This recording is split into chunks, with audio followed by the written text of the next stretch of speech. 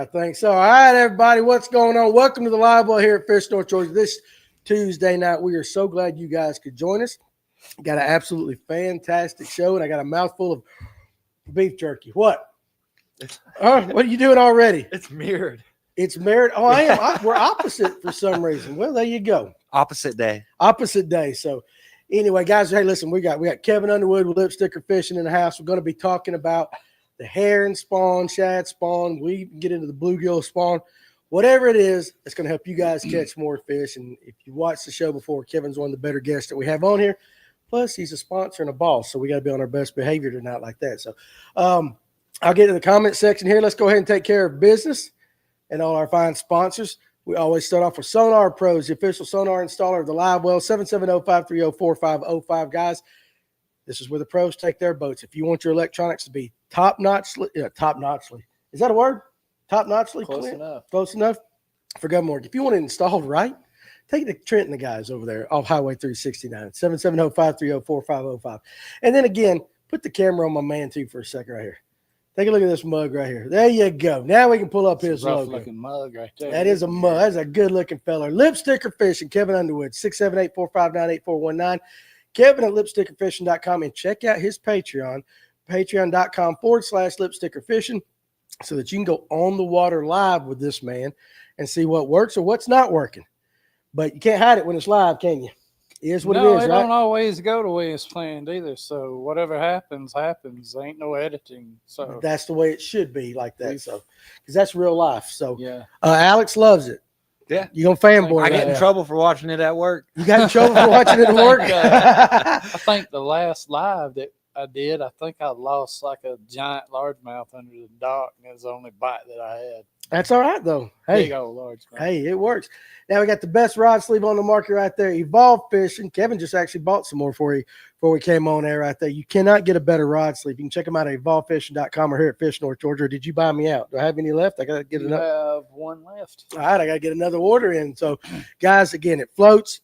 If you throw it in your rod locker, the hooks don't stick in it. It is the best, and it's American made, 100%. And then again, we always talk about with all these expensive lures we got, you need a money saver lure retriever. Okay, this is the best plug knocker I've ever used. Got them here at Fish North Georgia. I'm telling you, when you put that joker on, you're going to get your lure back. If not, Kevin said he'll buy you another lure. That'll work?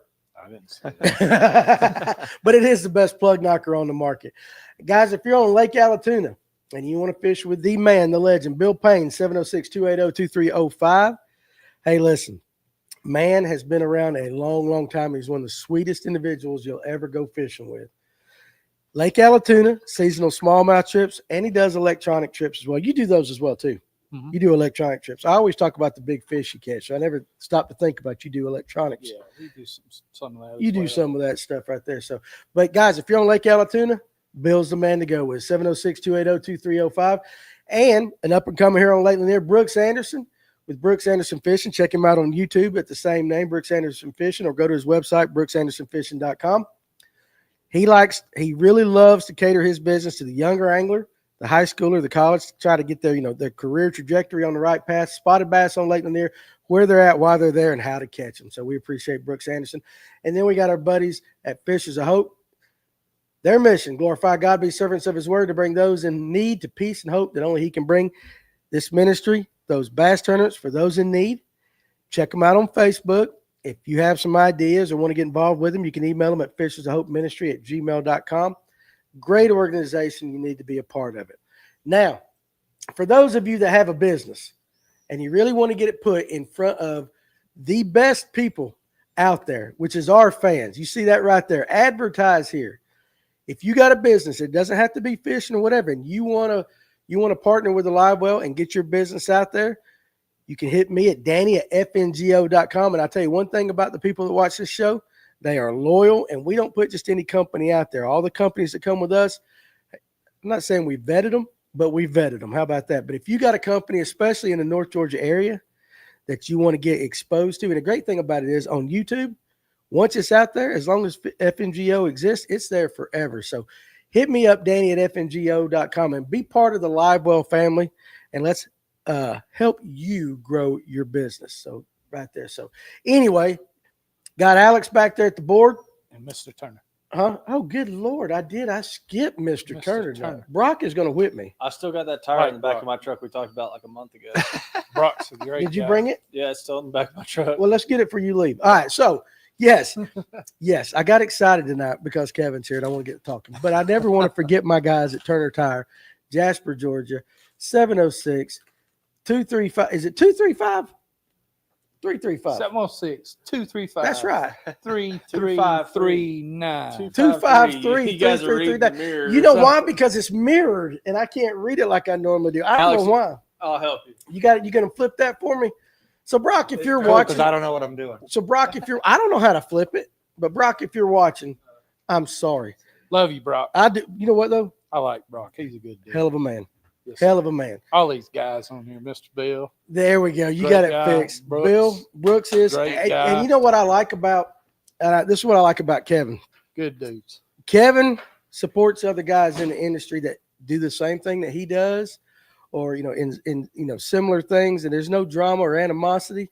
Nope. And that is one thing that is always I can always say that with Kevin is that if you do a good job, you'll get your clients. If you don't do a good job, you'll drift off into the sunset. So let's go all up to the comment section. Let's start from the beginning right there. Coleman Jones, what's up? Tony Collum, who pissed off Randy Blockett today. Yeah, you did. Or well, who don't? Who don't? I watched that video, Tony, and I swear I wanted to just go through YouTube and just slap him right across the head. And watch it. I don't watch it. Don't watch Randy Blockett. I mean, seriously. I don't. I'm just He's the best form of birth control out there. He really is. Steven Sturgeon, what's going on? Chris Bowers, T-Toms, Eddie Hudson, good seeing you today. And Far Dog from Southeast Oklahoma. His lake is still 18 foot high. They got all that rain in there. Yeah, it's crazy right there. So Sinclair was up pretty high too. I think what they have, they had record numbers. I think on Sinclair, yeah. Well, I know Carter's was water. up a little bit. Tim Hancock, how the hell are you, Kevin? We'll start that. That's the question. That's Tim Hancock. Tim Hancock, Mr. Heavy Spinnerbait guy. I have not talked with him in a while. Hell, nobody has. He disappears every once in a while. He needs to come go fishing with me one day. I'm telling you. It's time. It's time, man. Now's a good time. We need to get him back on the show. Yeah. We need to do that. I always enjoy talking to him. Kyle Brown, question for Far Dog up there from Tim Hancock. He wants to know if you live on the Choctaw Reservation in Oklahoma because Tim is a bona fide member of the Choctaw Nation. Did you know that? I knew he had talked about some Indian in him. Oh, he's got it. Yes, sir. He's got it right there. So, okay. So our first question of the night for you, Kevin, comes from Darian Moss. And guys, again, the questions and comments tonight, we're going to talk herring spawn, shad spawn. We'll get into the bluegill spawn and whatever's biting on the waters right now. So anything goes tonight, but that's our concentration. When catching herring spawn fish, how do you avoid the smaller ones and try for the bigger bite? Well, hell, that's with everything, Darian. I don't want no little ones. I want them big girls. But how do you do it? So sometimes, you can't avoid it. You'll throw up there, you'll catch a fish the size of your lure, and then you'll throw right back up there and catch a 5-pounder. All the fish you're feeding on that kind of stuff. So a lot of times, that's the case. You just got to weed through them. Sometimes it is a particular lure. You could change a lure. You could throw a bigger lure at times and catch those bigger fish, get those bigger bites. Also, other times it could be a location. If you're shallow and, you're closer to shallow flats and there's your saddles, blow-throughs, or whatever hard structure they're spawning on, and you're catching smaller fish, sometimes you need to go pick a blow-through closer to deep water. So sometimes, it's location, sometimes it's lure, sometimes you just going to have to dig through them. You got to dig through them. So, yeah, it is what it is. Yeah, it is what it is. Right sometimes we figure things out, like if they're eating like glide baits and stuff like that. I know Clint here likes to throw the OG a lot. Sometimes the bigger bites come on lures like that. Sometimes the bigger bites come on lures like a bite-sized herring or, one of the bull shad baits or, something to that effect, a big wake bait. Sometimes Right. your bigger fish are just, going to come on that bigger stuff. Then when you throw flukes and little ima skimmers, you catch all of them. Yeah. You'll have to weed through them. So, it just depends on what they're doing that day, and every day is a different day. So, Wild Japan, hello to you. Have you seen that name here before? Well, welcome, Wild Japan. We appreciate you joining us right there. Where do herring normally set up to spawn? So, just to kind of dive into it, Let's dive. really any kind of hard structure. So, as far as his question, where do they sit up to spawn? Nobody really talks about herring staging around the spawning area. A lot of times you'll have saddles, and early in the morning they'll be up there on the saddle. And later in the day, if you go out and you graph around these saddles, you'll see a lot of herring, just these huge congregations of herrings around their spawning areas.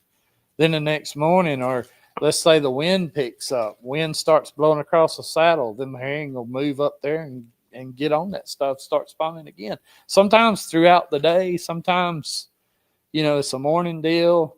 Every day is a little different. Some days, once them water temps get up there, 65 to 70 degrees, I'll be looking at that stuff, man. Okay. How much does sunlight play a part in it? Cloudy days versus sunny? I don't really see, maybe on a sunny day, they are more of a morning deal at times. Right. But I've also caught them all day long on a sunny day. I mean, from day to day, every day is a different day. I would say, generally speaking, on a cloudy day, they're going to be up there a lot more and a lot longer and throughout the day more. But, I mean, if you've got a good windy, sunny day, they'll be up there all day on a sunny day at times too. You just kind of have to check in with them and, just check them, just run them, check them. So how long does the main part of the herring spawn last? And do you have early spawners and late spawners like we do other fish? I think so. We have been targeting herring spawn on my trips now for, let's see, probably about 3 weeks. And a lot of people don't even know what's going on yet. About 3 weeks. And, it's not like wide open where every single blow through and seawall that you go to looks like, man, they're just running up and there's thousands of them running around. It's not, we haven't really seen them in those kinds of numbers yet. But if you run enough places, you run enough stuff, you'll run into some. A lot of guys, they'll see a bunch of fish and they'll leave their boat sitting in one place all day long, and then they don't see something that they would have seen. Right. You can't sit on one blow through. If they're not there, keep looking. And that's not just with blow throughs. That's with bridge pylons. That's with rocky points. That's with seawalls. I mean, really. I've seen them on dock posts at Murray. They were spawning on dock posts. Like that's how my buddy won our tournament. He said he was skipping a chatterbait beside dock posts because he said he kept seeing herring. He said he'd skip and skip and skip and skip the same dock, and then he'd eventually catch one. It'd be big. Yeah. See, that's what I was going to do because Kevin. My thought process is any kind of hard, anything. If it's a hard, and that's a hard structure. Boat motor. They might be on it. Yeah. Yeah. So that was what was interesting because he's talking Lanier and all that. You fished Murray this past weekend, and I was going to ask you what you kind of saw going on up there. Yeah. Sorry to cut that off. Continue. No. I want to know. I'm asking you the question now. Okay. No, I got 2 hours with Kevin. But I'm trying to compare Lanier to what he's seeing now. Are you seeing, like, when you were up at Murray, were you seeing the first kind of waves or?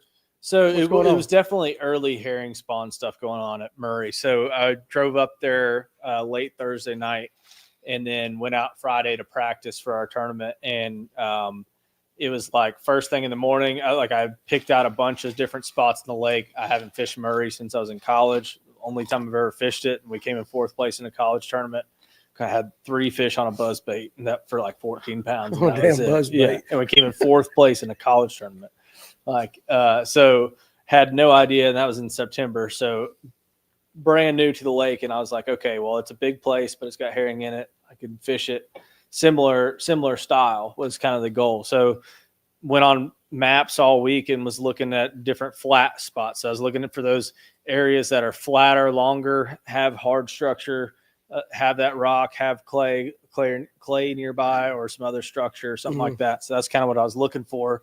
And literally every single herring spawn spot that I pulled up to, I slung an OG and I got a bite, or I caught a fish. And so it was like, or got a blow up or something like that. So I literally caught 2 fish on one cast. It was like a 4-pounder and a 3-pounder. Like I was like, okay, well, this is obviously going on. Let me go find something secondary. So end up finding some fry garters somewhere else on the lake, doing a different deal. And I was like, okay, well, I got the herring spawn to run off of, and whenever that shuts off, I can go do the dock post thing. I had 17 pounds, not really trying in practice, and I was like, okay, I can try to go replicate it. Well, water temp goes from 69 on Friday to 62 at blast off on Saturday, full moon, everything. Those fish kind of either backed off or they just weren't eating the same stuff, which, I mean, I tried the top water stuff. As soon as I realized that wasn't working within the first 20 minutes of the tournament, I was like, okay, let me start slinging a trap. Caught 2 on a trap real quick, and then couldn't get another bite on a trap all day. And then so we had 3 in the box at like 8:30, catch another, pull up to another spot that I had run and was on the outside of it. I was like, okay, well, maybe they've pushed out a little bit, and then caught 1 on a minnow. It was like 3.5 pounder. And I was like, okay, maybe they're pushed out. So then I fished all my herring spawn spots on the outside of them. And then the boat died at noon. So I couldn't really replicate a minnow pattern. So I was like, okay, well, I'll go fish the dock thing. And so I was just shaking my Nico at every single dock I could. And that didn't happen. So then I ended up catching our 5th fish at 3:45. We waited at 4. So it was a rough day. Tough. But then I went saw back some out. herring spawn stuff. Yeah. Okay. I got you. Let me say hello to my daughter, the CEO of Fish North Georgia, Danny Pruitt, or else I will CEO. absolutely. Yeah. You didn't know she was CEO here? No, I know now. Well, Dang. self-appointed CEO like that. So hello, Tatum. That way I won't get in trouble when I get home. Who chases striper at night with top water during the alewife spawn? Not I. You can catch 1 million striper on Lake Murray right now. That's what he was saying before the show. Yeah. We caught over 100 striper. You could catch them on dock lights. You could catch them on jerkbait. You could catch them on any point you go to. You can catch them on jerkbait, a minnow, a spinnerbait, a chatterbait. I caught one on a trap. You could catch 1 million striper right now, and they're all going to be about this long. I did catch a 10-pounder on the OG, which was the biggest one of the week. But, I mean, you can catch so many striper on Murray right now. I don't want to catch some striper. And they got sharp gill plates. My hands still have cuts all over. They do. Now, you heard him talking, Kevin. Mm-hmm. He went in practicing, found a lot of herring stuff on Friday, 69. I guess a front come through and dropped the temperature down 62, and his stuff wasn't working. In your experience, how does a front or weather affect the herring spawn? So a lot of times, you know, I would look around there. I mean, it would really take a lot. Once I find that, hey, herring spawn's going on, it would take a lot to really get me to just completely abandon that and go do something else. And I say that because, you know, whenever you have that wind blowing, you know, we were kind of talking about them little off to the side areas around where the current would be blowing through stuff. Mm-hmm. And a lot of times, you know, your water temps may drop where the wind's hitting. Right. But you may find a little warm spot. You may find a little bit of it going on, or a lot of times too, you know, and I think it's got to do with your water clarity.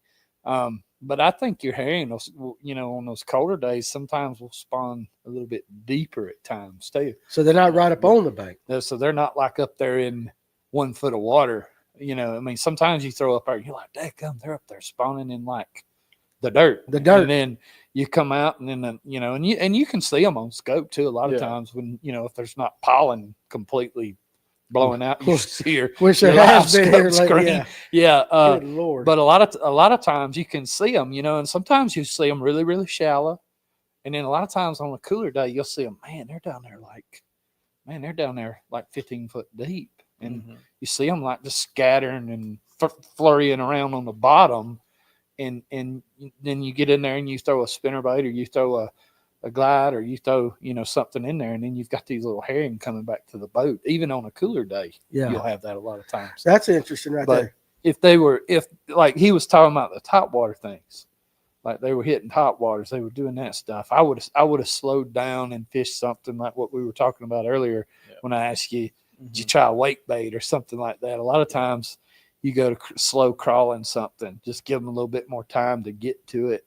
And the biggest thing, like on Friday, every time I would pan up there, those fish were sitting high. They were moving around. There's bait everywhere. But on Saturday, no bait. All the fish were locked on the bottom. If I could find them anywhere, they were glued to the bottom. And they just had a rough Friday night, dude. Yeah.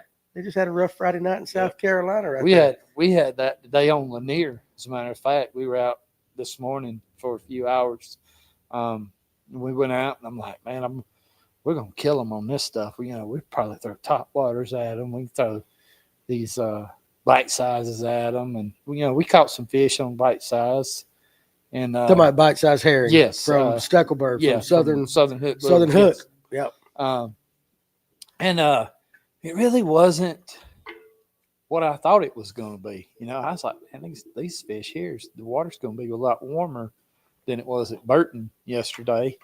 These fish be hitting top waters up here. Yeah. So we went out there with that mentality to start with, and ended up wake baits were one of our best producers today. Soon as I tied a red fin on the first cast, now I didn't catch the fish, but a freaking 5-pounder jumps over the lure. I'm like, man, he was really interested in that.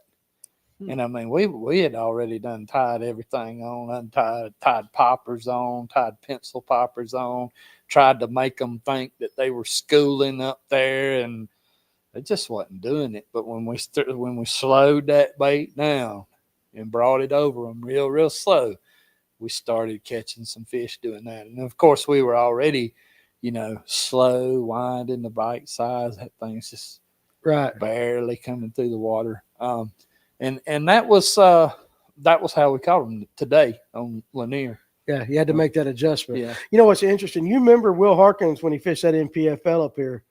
I think he took second or something like that. But the first 2 days, he threw the red fin like that. And I'm wondering if he was on herring. I never asked him if he was on herring spawn stuff when he was doing it. And I remember the guys in the TAA throwing it last year too. Joey Fuentes was throwing not the red fin. He was throwing the Berkeley, whatever it is. But whatever it is. Hey, pull up the very first comment right there at the top. You'll also get bedfish on them too. Will you really? Will hit them things. They'll come up off the beds and Thad Moody Outdoors. Appreciate you joining us tonight. I've caught 2 bass over 24 inches. Got to be a kayak guy. He is. He's a kayak guy.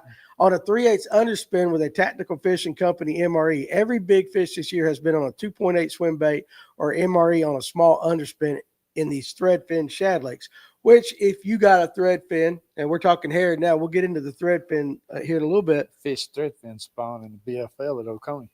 Just as fast. We'll get to the thread fin. But do you think that bait he's talking about, the size of a 2/8, that matches your thread fin up really good? So. It don't could you? also match your herring too, but I think your spawning herring are going to be a lot bigger. Hey, hands off Clarissa back there. She's falling down. Is she falling down? Yeah, sure, she's had a little she too is. much. Sure, she is. Too many bush lattes. Jim Wright. What's up, Jonah? Jim Wright. We had an early shad spawn last Saturday, and that's with Dowie for all you flatlanders. I like to call it Weedawee. Doc Holliday. Sinclair is at the mercy of rich people on Oconee. They're not having water up there to water their lawns. Let's see. We got 3.5 inches in Athens that. They have enough water down there now. Yeah, they do. Good Lord, it right. Andrew Blair, what's up? Appreciate you joining us. Luke Turner happened to us this week, and they followed in certain places with us and all that. He's talking about the herring and all that. Yep. So Tim Hancock, of course, I knew if you were watching, sooner or later he's going to talk about that damn Kong bait he's got. You ever seen that? You ever see an episode with Tim on? You ever seen that? The Kong, yeah, he loves that Kong, dude. Hey, I bet you Tim could take the Kong to Lanier right now and catch some really big spots on it. I bet he could. I bet you money. All right, Tim White, what's your favorite color redfin this time of year? Chrome or chrome? Chrome or chrome. Chrome or chrome. What were you throwing? I like the big red fin, and I like to put a feather treble on the back of it. What color was it? Today it was all I had was a chrome. I really wanted a bone color, but that was the only one I had. I had that one and a Mikey. I had a Jackal Mikey, and I had that one. Those were the only two wake baits that were on my boat today. But they worked. Yes, they worked. Yes, there you go. Don't wake bait. I think if I'd had a bone, that's what I was looking for, a bone color with the cloud cover that we had today. But I mean, it still worked. I can tell you these next days.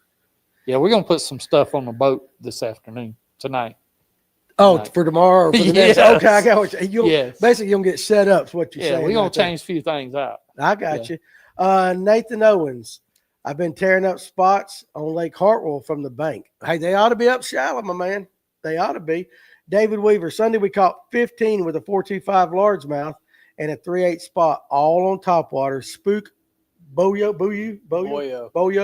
in bone. So again, that goes back to that bone color you were talking about there. Bass Man wants to know. Now, and for this question, you kind of were talking about it a little bit earlier.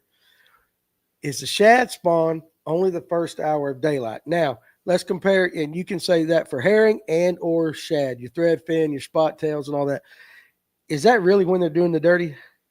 Yeah, at night, really. At night? I think, yeah. So your thread fin, your gizzard shad.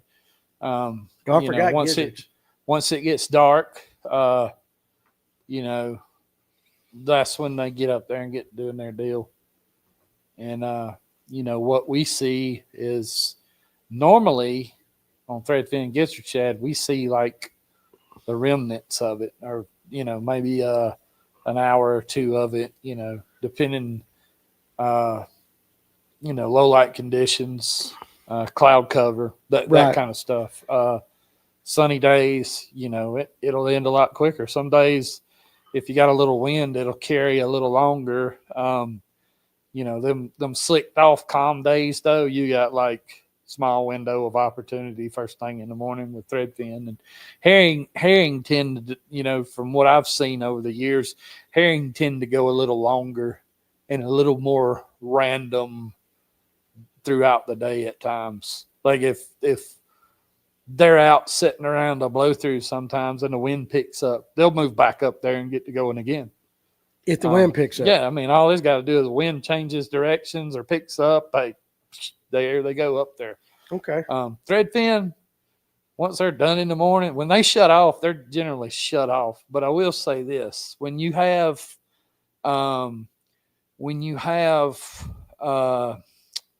that peak, the biggest wave of shad spawn that you'll see. Mm-hmm. I think they have a tendency to go a lot longer throughout the day. When the main group is up there. When it's this is the most of them that you're going to see spawning at any given time. When that big wave, the most herring and the most threadfin in the lake are up there, they will tend to go longer and longer throughout the day. Okay, that's interesting right there. What about so Clint, with you, of all the different spawns, which one do you feel like you understand the best, and which one do you feel like you understand the least? Given from herring, threadfin, gizzard, and we'll get into bluegill and all that stuff down later on in the show. But of those right now, what do you understand the most and then the least? Definitely understand the herring the most and the gizzards the least. Like I've never really been around a gizzard shad spawn. But Lanier's full of them. Yeah, there's a bunch. But we don't think about the gizzards. When we talk about that, hell, I forgot to mention gizzards a little while ago. What is it about gizzards you don't understand? Because we're going to pry it out of Kevin. I never see them. I never find them. I'm never around them. And I guess it's just the area. Or maybe, okay, I can't say I'm never around them. I just don't personally pick up on the fact that I am around them, or that's what the bass that I'm around. Unless I'm throwing a big glide on docks, and yeah, maybe I'm around some gizzard shad if I'm getting bites on it. But see, I agree with you on that, because of all of them, gizzard seems to be the most foreign to me. Mystery. Yeah. So because number one, I get to take a bathroom break right here, so you got to talk for a while. All right. Give everybody the difference You between, you might like something I'm about to say here. But I'll listen. I can All hear you. But the gizzard, from herring to threadfin to gizzards, just explain the differences in the different spawns and where they're most likely to spawn. So guys like me and Clint that have never seen like a gizzard spawn, well, maybe we have, we just didn't know it. Where can we find them at? So generally, threadfin shad, most of the time when I've seen a threadfin shad spawn, it's usually somewhere around shallower water, usually up on a bank or near a bank. I do not see them very often out deep, spawning on deep structure like you do a herring. Yeah. A herring will spawn on the side of a bridge over 160-foot bottom. Yeah. They'll get out there and they'll spawn out there right on the side of the bridge. Threadfin shad in that same area have more of a tendency to be over on the sides, spawning on the riprap. Yep. Maybe the first pylon, but more so on the riprap or a hard rocky bottom. And again, this is what I've seen. I'm not saying that they ain't that, fish do weird stuff. They don't always read the book. But for me personally, the majority of threadfin that I've seen is usually somewhere shallow water, usually up on the bank.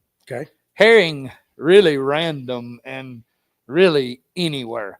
Dock posts, boat motors, seawalls, blow-throughs, rocky points, timber, roots, laydowns. Yeah. Something hard. I mean, yeah. Of course, threadfin, yeah, throw the roots, the laydowns and stuff, again, up shallow on the bank. Herring, a lot more random. Gizzard shads. Here we go. These are the ones that nobody thinks about. But I can tell you this, and I don't know if y'all were on the lake back in February. In February, something spawned, and I know it was not it was something that you could smell a strong odor, right? Like when And brim go on bed, you smell the brim kind and of all like that. Yep. I know something started spawning in February because I could smell it, and it smelled like a gizzard shad spawn. That's what it smelled like. And I think we had a gizzard shad, and I'm sure somebody will be like, "Oh, he's, whatever. Hey, crucify me if you want to." But I'm telling you, everything in fishing is really an interpretation, and whoever interprets it the best is the guys catching the fish. But I can tell you, something spawned back in February on Lanier, and it spawned around hard structure type areas. And I'm pretty sure it was gizzard shad spawn. Are these the same areas that the herring or threadfin? Kind of threadfin. Now I have seen, and I'll give one away right here. We seen, what was it, about, I think it was 2 years ago. The south side of Aqualand, behind the seawalls in there, there's that long running point that goes way out, almost touches the seawall. You know where I'm at? You know where I'm talking about? Mm-hmm. You go up there to the very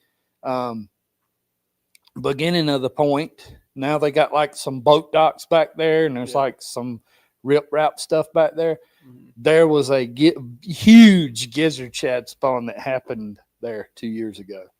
And it went on for like 2 weeks. Well, how do you approach a gizzard shad spawn as opposed to a threadfin or herring as far as baits go?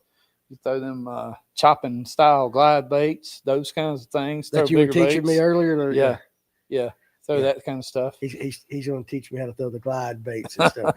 This is going to be the summer Dan right here with the glide baits and everything right there. We try to make you happy, right? Don't you throw them things? I try to. You try. That's what I'm saying. I'm going to try. You're going to see way more. You're going to be. That's what he said. Danny's going to have to start smoking or something. He's going to have fits. Good grief. I go through 2 cans of dip a day. He's going to be like, man, I was out there today. God almighty, dude. There was a 19-pounder following my bait. I would. Listen, I will. He's going to be the one to either stop the glide bait when the fish sees it, or he's going to rip it away from him. For sure. Well, he was showing me. Kevin was, this is the thing, guys. If you ever come up here on a show night and come in here early, you get some good conversation and tips before we even get on here. Sometimes the juice that we can't tell on the air out of respect for our guests. But Kevin was showing me, I had a new reel and all that. He goes, "No, this is what you do, and this is how you hold it and all that." And I've never even thrown one, so that's what I'm going to try. So, you could tell. Yeah, I don't care. Oh, no, it's not that. I mean, I was just saying there. He was showing me that. We referenced the reel handle as being a clock. So interesting. Like you got this is on glide baits, guys. So we'll get back on the hair and stuff. But on a glide bait, the way he had it was set that you have your handle in line with your rod, and that's 12 o'clock. And on a quarter turn glide bait or something, you just go to 3 o'clock, and then from 3 to 6, and 6 to 9, and then on a half one you go from 12 to 6. And he was showing me all these, and then let it glide up under a dock and stuff like that. I'm thinking, hell, I'm going to lose every expensive glide bait I'm going to buy, letting that joker go up under a dock. But you're going to smack them more than you're going to let it go up under a dock. Oh, I will. Yeah, I'm going to get it hung on that little cable. What I want is a skipping glide bait. Somebody come out with a skipping glide bait. We can skip up. I'll talk to you after. Click, no. Oh, you talking about the Berkeley thing? No. Listen, Clint's in the know. Okay. Clint's in the know. Now, Alex, I've been sitting back here. I want to give you this chance to do this while I regroup and get back on the comments. What's up? You've been eating some really good beef jerky back there. I have been eating. You have been, and you ain't stopped eating, and I'm watching your ass the whole time. But I had some of this, but I want you to go ahead and give a shout out to your beef jerky guy. I get Bearded Bison Beef Jerky Company. He's out of like Abilene, Texas area. It's all small batch, made to order. So don't order it and expect it to go out the next day. It's going to take a week or two. Yeah. But it's really good. It'll be the best stuff you ever had. Dude, I had that spicy stuff back there. Yeah, the Spice and Bison. Spice and Bison. That stuff's legit. You need to get some. You ain't going to be I got able a to get buddy it. who lives in Abilene. At Texas. Abilene? Yeah. Does he wear a cowboy hat? Yeah. Does he? He does. Do you own a cowboy hat? No. You don't? Do you own a cowboy hat? You know I got to own a cowboy hat. You got horses. That's what I was wanting to know. Boots, spurs. I know whole you nine do. yards. He rides them horses. Chaps. Let's see. Scroll on up, chaps. You ain't listen. I don't see no assless chaps and all that. No David sir. Lee Roth from Van Halen back in the day. Out there. Could you see Kevin doing his Patreon and some assless chaps one I would day? unsubscribe. Everybody. See, you'd lose him as a subscriber, but Don't you look gain here. me. Just lost 30 people right there. No, but listen. I'm secure in my manhood, though. I'd pay to watch you fish and some assless chaps. I think that'd be interesting. He would, and that should be hilarious. Here we come back with the calendar. One day we're going to do that calendar. Kevin's now going to have his I remember assless y'all chaps. talking about that when I first started watching the show. We're going to do that. It might not sell anything, but if I could get you, Barday, Farmer, if I could get the right I'll guys, blast it to all my pros. We could do That'd be that. hilarious. Every one of you in a Speedo. I'll be like, hey You, guys, but you and assless chaps. go on Bass Live if you want to see some big old dudes in some That's unfortunate clothing. That's what they need to do for the elites. Everybody's fussing about forward-facing sonar. If they all fisted some assless chaps one time, I'm just curious as to what the ratings would do. Hey, right there. Matt Robertson tried, and he got a big fine for it. So. Yeah, I do. Probably so. All right. David Weaver. So he'll be fishing the next 3 days on Lanier, and anybody in the comment section or Kevin or Clint or even Alex back there, if he can do it from not chewing his beef jerky, do you have any juice on Lanier for right now the next 3 days? That's what we're talking about right here. Go find the head Got the spawn. juice. We got the juice. Go You find already the got spawn. Go find the spawn. All right, how about this? Going off his question. You put your boat in the water, you want to try to find a herring spawn or a shad spawn, what's the first place you're going to look at? Hard structure. Thought process. What is a hard structure? Sandy saddle, bridge pylon, seawall. We went through the list a while ago. Right, but that's where you're going to start. Yeah, that's where I was. I've always been, First thing in the morning. blow-throughs are always Yeah. really popular with Don't guys. sit nowhere too long. If you're sitting more than 20 minutes and you ain't caught nothing, you're messing up. You remember that day you and I just went and fished and we were pulling the underspin? We were in the wintertime. We were pulling this. That's a different time of the year, right? It is, but that area, that blow through in that area, I'm not going to say it, but that blow through in that area, So, yeah, it's kind of a smaller blow through, but you know what I'm saying? yeah, it's you know, Is there a certain blow through better than others? If the wind blew across that just right, I would look at that as being a herring spawn area. But It the would be wind- something I would look at. But the wind doesn't get across unless it's coming out of that one side. That If it's one coming from that direction, yeah. thin, okay, that's just yeah. Guys, you need to get Yeah, on the that's boat all. with Kevin. Or you'll That's learn some all. That's stuff. all rock right there too, dude. That's all rock. Yeah, it's hard. And not just herring spawn, but spot spawn all over that. Dude. Oh, I can't. They're all over that right now. I guarantee you they are. I enjoyed fishing with you right there. Go up. Tailspin is a killer. Let's see, when bait fish are spawned. Yeah, a lot of fish get caught on that, underspin and tailspin. Andy Anderson, this is Brooks' dad. Kevin, good job on the BFLs this year. Hope you can close it out in August on Lanier and get the AOY. We'll see what happens. Damn, you doing that good? Number 3. Hell yeah, baby. Hell yeah. I love it. You know what I like about Kevin? Almost as much as anything, other than that we're buddies and I really like him, but he is a guide, and Brooks same way, that will put it out there on tournament day. A lot of guides won't fish on tournament day because if you have a bad or you shit the bed or don't do good, it looks bad for your business. Kevin is always like, he still wants to have a guides only tournament on Lanier. Hey, we should do it. We should do that. Maybe we can set that up. Do it. But I just think it speaks volumes of a guy that's like, my Make business it, is putting people on fish, but I'll go out and fish a tournament. Make it a $500 entry fee, winner take all. Hot damn.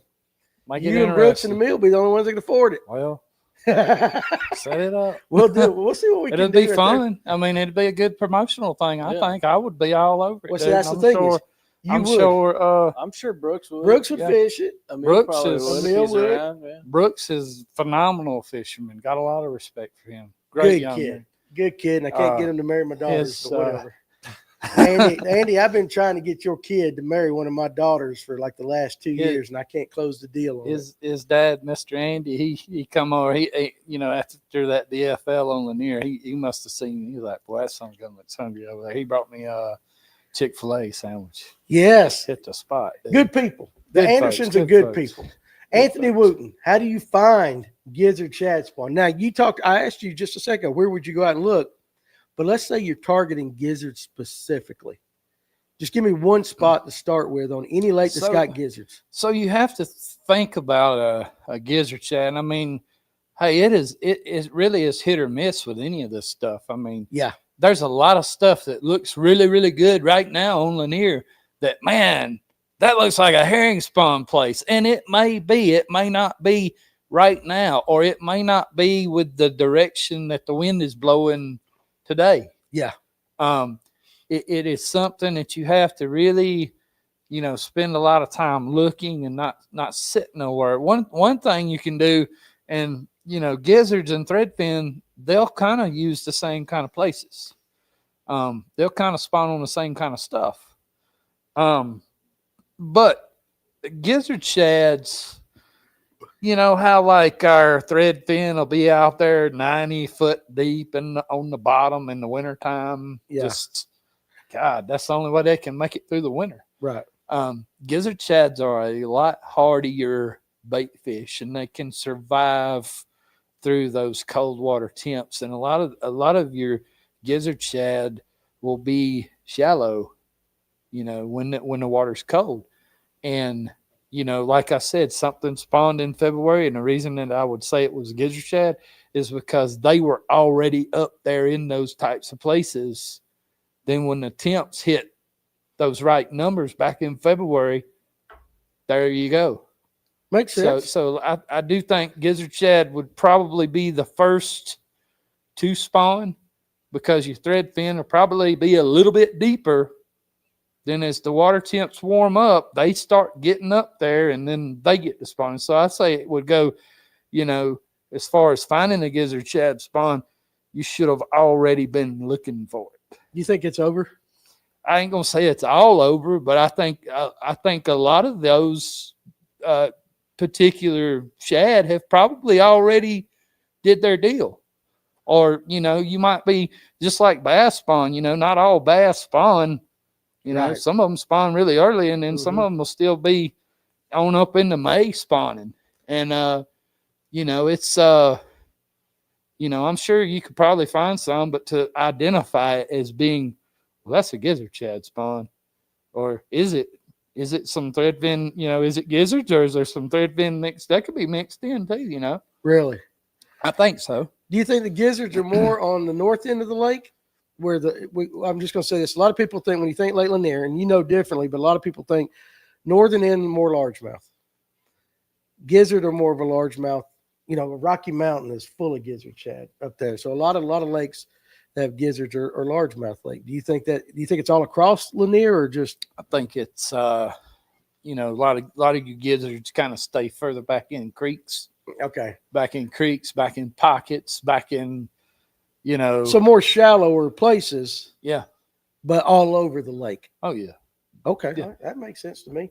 Good question from Bottom Line Outdoors right here. Appreciate you joining us tonight. During the shad / herring or threadfin spawn, do you change color of the underspin blade from chrome to white? I do know of guys that will, a lot of guys will throw that, what is that spot sticker, the mini-me and all that? I've heard of guys throwing that on shad spawns. Yeah. But they used a white blade. Painted blades. Blades. How about with the underspin? Yeah, I mean, you know, I don't. Or does it make a difference? I don't really think it would make much of a difference, to be honest with you. I think, you know, you get your bait color to match your conditions, like you know, if you're throwing a Kitech or if you're throwing a fluke, you know, I think that underspin, you know, a lot of times is more so just for vibration, just to make that bait stand out. Yeah, but them little boogers, you ever done that with a herring spawn, throw an underspin or spinning bait up there, and them jokers are hitting the blades, like the herring and themselves. You can put a drop shot hook on the blade. I've had to do that before. But have you ever caught some herring doing that? Because they're hitting, they always hit it. You know, a lot of times you think you're getting bit, but it's actually them herring hitting that blade. You experience that? Oh yeah. So what size underspin is the best for one of these spawns? 2.8, 3.3, 3.8? What are we looking at? I would throw like you know, when I throw an underspin, I only throw one. 3/8. That's what I always throw. 3/8 with go ahead and name the baby fluke. It's a spot choker. It's a spot choker. Rob Williams. He makes them. He makes a really good underspin. He does. He does. You know, he always tries to get me to get a quarter or whatever, but that's what I throw. And I will change the if I want to slow the bait down, I'll change the plastic. Yeah. But it's generally a 3/8. I probably know 3/8 underspin. That's all I throw. I knew that. You and I've had that conversation. That is it. Before. And if I want to make the bait do something a little different, I will change the plastic. Okay. All right. Prohibition fishing. What's happening? What's happening with you, buddy? Appreciate you joining us. Thad Moody Outdoors says he found a threadfin spawn yesterday from 3 to 5 in the afternoon on a 5-acre, 3-foot deep grass flat. High winds, shad as far as your eye could see, caught dozens of wolfpack bass chasing, had gizzard shad mixed in, which is what you just said, that they could be in the same spots. Yep. I think that is spot on. And, you know, again, also, you know, like fishing Oconee, I was telling you, you know, I didn't really have that great of a practice down there. I got sick one day.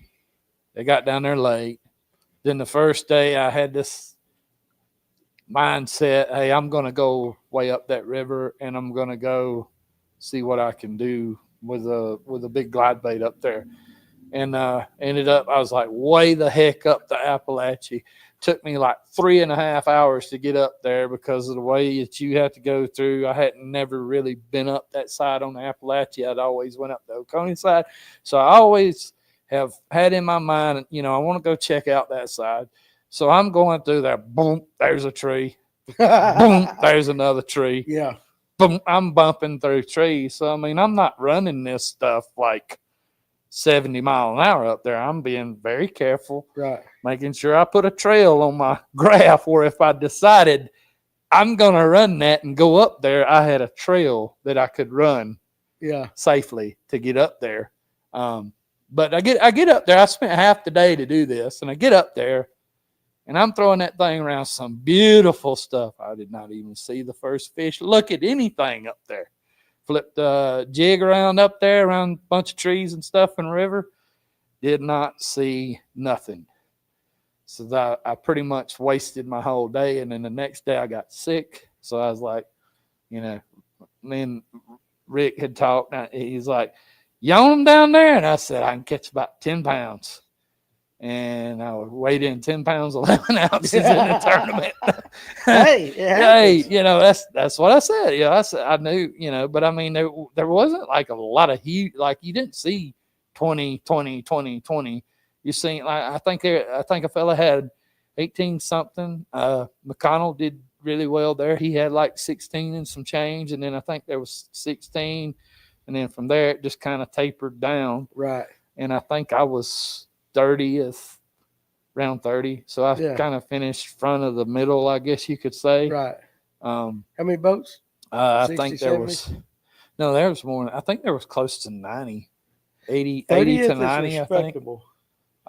It's respectable in that many boats. Yeah. But anyway, when you talk to your co-angler, your non-boater the day before, he asked me. He says, well, just kind of clue me in on what we're going to be doing. I said, well, we're going to be practicing. Yeah, I'm still practicing. Well, yeah. Dude, we were in the back of one of the creeks. I've got a block of wood on my boat, and this guy shows up, and he's like, wait, what's the block for? Oh, well, that's in case somebody gets out of line out here, hey. But really what it was for, I pulled my trolling motor up, I put the block in under the trolling motor, turn it way down, and now I can go get in 8 inches of water. I got you. Just to keep, yeah. So basically what we did, we started, and my boat was kind of had a little hiccup, so I didn't want to make too far of a run. So we went to, we pretty much stayed in Lick Creek. Right. And that's just, you come out, you go down, you go under a bridge, and then go down a little ways, creek's on the right. We spent most of the day in there, caught all of our fish in there, caught a bunch of fish, dude. I don't know how many I caught. I felt bad for my non-boater because he ended up with one keeper. He had the bites. I don't So know. it wasn't on you. He had fish. No, he had the bites. Yeah. I turned the live scope off down there. It really wasn't doing no good. Couldn't see them. The fish that I was fishing for, I couldn't see them. A lot of pollen was on the water. So I turned that off and just went and fished, dude. And I did turn the scope back on when I thought that I was seeing some threadfin. But we found a threadfin spawn down there in Lick Creek that went on, dude. It had to go on all day. Really? And it was one place. And it was on kind of a deeper water, kind of like if you go to Oconee, you have the seawall, then you have like some rip wrap there around the seawalls, and it was like right there up against that deep water. And dude, they were all down those boards, the docks, the rip wrap. There was like a 50-foot section of shad spawn with threadfin going on there, and we ran back and forth through there. I caught them on a spinnerbait, then turned the boat around, picked up a little mini max with a spunk shad on it, caught them on that, then picked the spinnerbait back up, went back through them again, caught them on. I bet you caught 20 keepers right there. Well, I did anyway. Right. Probably caught 20 keepers right there just fishing it, just going through and fishing it. But no size. This was there was one fish. Now I didn't catch it. Mm-hmm. But there was one fish that kind of the mouth came out from under the dock. He was probably maybe a 4 to 5 pounder. But now everything I caught was post spawn. Everything I caught was skinny as a rail. Really? Yep. Everything I caught in that area was skinny as a rail. Well, that leads me to you. The fish you caught on Murray this week. Post spawn, pre spawn, spawn. I mean, what do you think? On Friday, all the herring spawn fish, they were pre spawn. They were fat. They were super fat. But on Saturday, they were more post spawn, and Sunday were definitely post spawn because I was throwing a minnow out deep. Yeah. They were all skinny. I mean, I caught a 5.4 that was 23 inches long. So a 5.4, it was 23 inches long. And then my next fish was a 5.4, and it was 20 inches long. Really? Yeah. These are largemouth, right? All largemouth. Does Murray have any spots? Very few. Very few. I thought it was a largemouth lake just from watching the elite tournament right there. It's a striper lake, boy. It's a striper. I'll tell you what, it is a striper lake. Yeah, for sure. Anthony Wooten, appreciate you joining us out. What is the average gizzard size the bass will eat? And hell, if it's largemouth, if they can get it in their mouth, they'll eat it. Yeah. But what is the average gizzard? I mean, I've seen some big gizzards. Big girls don't like a little worm. That's right. Big fish do not like a little worm. That's Mr. Tony Collins, Collins right there. I would say, anything from 5 to 7 inches would probably be your average. I mean, of course, I do think there are these abnormalities because, dude, we got like 2-pound gizzard shad in Lanier. Oh, hell yeah, you do. You ever seen one of them boogers? Yeah. I mean, they get seriously, big. they're a meal. I've seen them in Chattooga. Chattooga, I've probably seen the biggest gizzard shad I've ever seen. It was like 16 inches long. I was like, what the heck is that? Yeah, and they get. Cass is like, no, that's a gizzard. It's a gizzard. Well, Rocky Mountain, and for those that do the electric only stuff, it's got some big gizzard shad in it too. Yeah. So does Lake Ackworth. Ackworth has got, which brings me to John Aldred right there, our buddy, Mr. Ackworth right there. You're gonna love the glide bait once you figure out the cadence. I guess he's talking to me like that. So we'll get the old kayak out, John. We'll go over to Latham, and you can work me through that stuff. Alex, question for you. What's up, John G? Question for you from Carson Fowler. What boat ramps do you put your kayak in at on Lanier? Yeah, all of them. No, you'll usually find me Thompson Creek or like Lumpkin County. You're up north. Sometimes, yeah. Or you'll find me down Mary Alice. Yeah. Van's Tavern can be good right now if you can handle the boat traffic and the rough water because they got a lot of blow-throughs, and then you've got the marina over there too. Van's Tavern does have a lot of blow-throughs right down in there. Mm-hmm. That is a good But point. there's So if a you're looking lot for of- blow-throughs, that is There's a a good place. lot of boat traffic out there, so Yes. if you're scared, it's not for you. Yeah. If you're scared, say you're scared right there. Rebecca Pop, right there. Can you find these spawns without a fish finder? I'm in a John boat. Covering water is a key thing. Not to say that you can't do it in a John boat, but you're not going to cover the water that we're going to cover in bass boats. About like a kayak. Yeah, Try that to- would be tough. Yeah, you're limited to your equipment. That's like kayak. Alex Yeah, is if limited I'm- to his equipment. If I'm looking for something in particular, then I'm going to go find an area that's got as much of Yep. that to offer Yeah. around me as I can find. So say Like putting Van- in it Vans. Van's Tavern Like right there. right- You put know right there's now- a bunch of Yeah, right now putting in it Vans Yeah. or was it for 2 Mile Creek Park over Yeah. there? Yeah, those are both. and good those got a spots. lot of blow throughs, which is at least Yep. an area that it normally happens in or can happen in. So that at least gives you a better odds. But you're Yes. right, Kevin. Like you're not going to be Yep. able to go because Right. you'll run spot. You can burn a tank of gas if you're chasing shad spawn. Right. But best thing is Rebecca. If that is Rebecca, sometimes, and I don't mean this, sometimes it's the husband that's on it Maybe or the that. guy that's on that. But regardless, just get out on the water. Get out on the water. So David Weaver says last 3 Sundays we've yet to catch a fish on a fluke. I know some guys that are catching them on flukes right now, but they're mostly bed fish and throwing them over beds and stuff. Tim Hancock, glide bait cadence can be like the cadence on a spook. Sometimes you want it slow as molasses, and sometimes as fast as you can chop it will trigger them. For sure. I'm going to learn. I am going to learn. What's up, Drew, right there? Mr. Hillbilly. Just wondering, will the higher elevation lakes like Chattooga be a little later in the spring? But now, let's say South Carolina, your Murray's in the flat part of South Carolina, right? It's in the middle. It's Okay. warmer. It's warmer. So will the shad spawns on like Chattooga be a little bit later than Lanier? It's typically pretty close. You think it's close in your experience? Yeah. Okay, so that would be same as Notley. I mean, Yeah. Allatoona is probably the Yeah. same as Lanier. For We you? didn't get to Burton super early Mhm. yesterday. Mm-hmm. But you know how we were talking about kind of how your bait will be sitting out around those areas. So yesterday, me and my brother found a place on Burton, and I turned around, I told him, I said, dude, I bet you if we were over here first thing in the morning, I bet you these bait fish that we're seeing right here We're up there. would have been up there on that wall. Yeah. And dude, there were so many fish with them. And we caught a few, but it wasn't like, it was like the aftermath of what really went down. They were probably killing them up early. I think if we had have been there first thing in the morning, we would have whacked them down through there on, up there on the walls even. Right. We still caught a few fish off the wall up there. But they'd probably been feeding for a while, Yeah. though, those ones out But there with it. it really looked like that the bait was just sitting there, just Did you have wind blowing down the pipe too? Blowing towards the dam? it was blowing toward that direction, but it wasn't like there was a lot of wind. It kind of picked up and was blowing in that direction later in the day too. But the wind has kind of been coming that northwest over the last few days, and it was blowing like right up into there. Okay.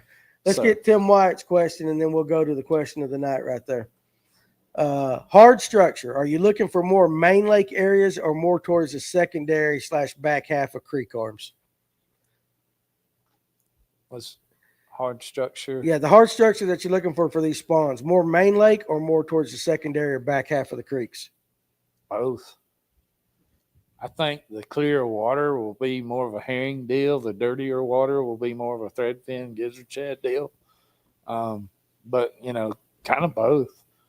You'll find them in both places. A lot of times we'll find a threadfin spawning out there on main lake too, just wherever they pull up to. Yeah, this just seems ideal. Yep. Okay, all right. Let's do the question. You got your question ready? I got it. All right, let's pull up our buddies here at Serve IT for our question of the night, guys. If your company is looking for a complete, all-inclusive IT solution, Serve IT is the company for you. Check them out at serveit.com. Customer service oriented. They are an American-based company. Their process just absolutely astounds me every time I talk about it. You guys really would have to go down there and look at it. Alan and the guys down there, they have got it set up. So it doesn't matter whether your company's big or small. We all have IT needs.